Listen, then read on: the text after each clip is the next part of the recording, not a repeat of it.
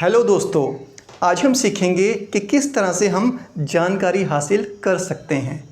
किसी से कुछ पूछना हो, किसी से भी रिलेटेड हो सकता है ये, चाहे किसी की जॉब से रिलेटेड हो, कोई जगह के बारे में पूछना हो, कोई रास्ता पूछना हो, ठीक है ना। बहुत सारी जानकारी है, ठीक है। किस तरह से हम पूछ सकते हैं, यहाँ पर मैं लाया हूँ आपके लिए अलग अलग तरह के फ्रेजेस, जिसकी मदद से आप जानकारी हासिल कर सकते हैं, ठीक है। चलिए स्टार्ट करते हैं। सबसे पहला है हमारे पास, could you tell me where is a supermarket. अब ये जो मैंने अंडरलाइन किया है, कुड यू टेल मी, यह है फ्रेज़, ठीक है। इसके बाद जो भी सेंटेंसेस है, जो भी आपको जानकारी चाहिए, आप वो लगा सकते हैं। ये मैंने सिर्फ आपकी एग्जांपल के लिए, समझाने के लिए बताया है। Where is the supermarket. अगर आपको अपने हिसाब से कोई जानकारी चाहिए तो आप ये अपने हिसाब से यहाँ पर लिख सकते हैं, ठीक है। So could you tell me where is the supermarket. Next है, is this the right way for the hospital. So is this the right way, ये एक फ्रेज़ है, is this the right way for the hospital. अगला है हमारे पास, I'd like to know, मैं जानना चाहूँगा।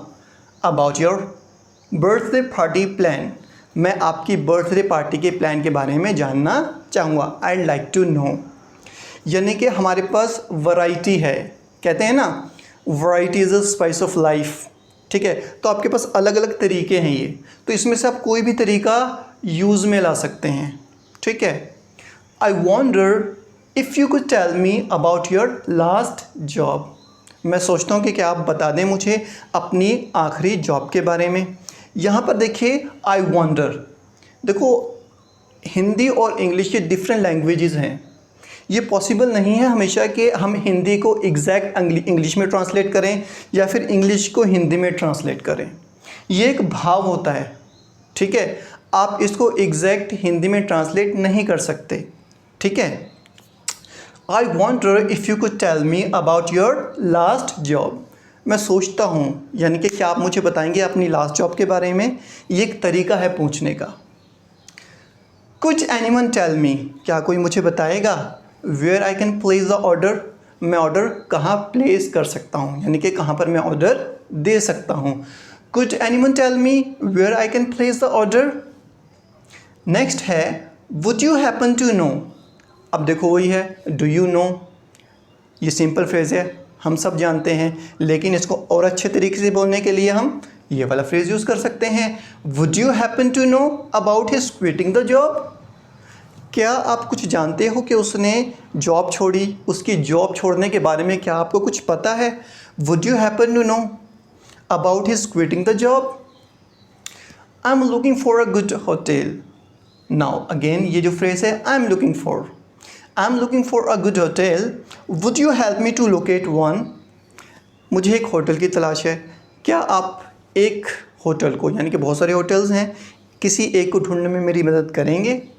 आई am looking for a good hotel, would you help me to locate one.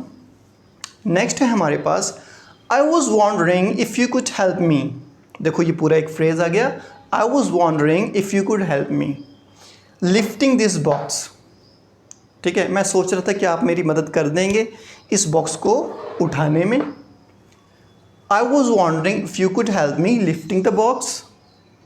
Next है, I wonder if someone could tell me about Adams whereabouts, मतलब मैं सोच रहा था कि कोई मुझे बता दे कि एडम आजकल कहाँ रहता है, क्या कर रहा है, ठीक है। वेयर अबाउट्स, कहाँ है आजकल। Wonder if someone could tell me about Adams whereabouts. अगला है हमारे पास, I don't suppose you know about new policy, मुझे नहीं लगता इस नई नीति के बारे में या फिर इस नई पॉलिसी के बारे में आपको कुछ पता हो। इसका मतलब ये एक तरीका है इन्फॉर्मेशन लेने का। I don't suppose you know about new policy. Next है हमारे पास, have you got an idea of making this project, क्या आपको कुछ आइडिया है कि इस प्रोजेक्ट को कैसे बनाना है। Have you got an idea of making this project. Next, would you mind telling me about your new venture, क्या आप मुझे नए वेंचर के बारे में, यानी कि जो नया काम आप शुरू करने जा रहे हैं या फिर नया काम कोई शुरू करने वाले हैं, उसके बारे में आप मुझे बताएंगे। Would you mind telling me about your new venture? Would you mind telling me about your new venture? I hope ये आपको समझ में आ गया होगा और इसको ज़्यादा से ज़्यादा अपनी कॉन्वर्सेशन में यूज़ कीजिए। Thank you.